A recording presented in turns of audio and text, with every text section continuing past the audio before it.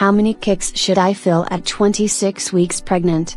I don't know what is normal for right now. Remember that the baby has sleep-wake cycles, so you can't just assume it will constantly be going. It feels like the baby plays soccer with my bladder. You'll feel them more often as the baby gets more crowded. Only because there is less room now as the uterus grows less compared to the baby's size increases. The healthy kick count is 10 movements over 2 hours, excluding hiccups. I didn't know a baby could have hiccups at this phase. A hiccup will feel like a slow beat of movement that fades over a few minutes. Technically, that is a baby movement that says the baby is okay. That says the baby can have a hiccup, but the fetal movement rate starts to drop off if there's fetal distress. I know they can monitor that with the heart rate.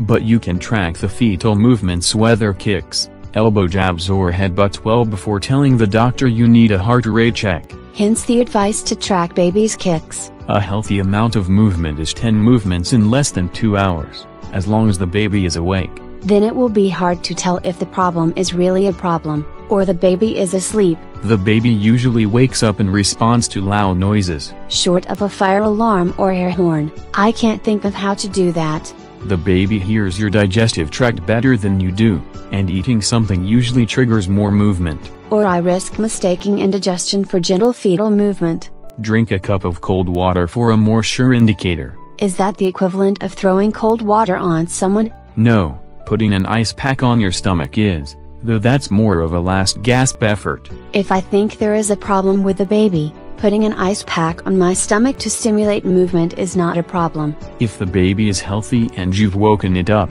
you may get 10 movements in just 30 minutes. I'm not sure startling the baby and feeling the equivalent of a tantrum is a good thing. If the baby doesn't generate a spike in activity in response to being startled, that's a bad thing, and you can feel that relative languor before a fetal heart rate monitor says it is an issue. I've heard that you can get inaccurate counts depending on what you are doing. Lay down on your side or sit down with your feet up to have a more accurate measure.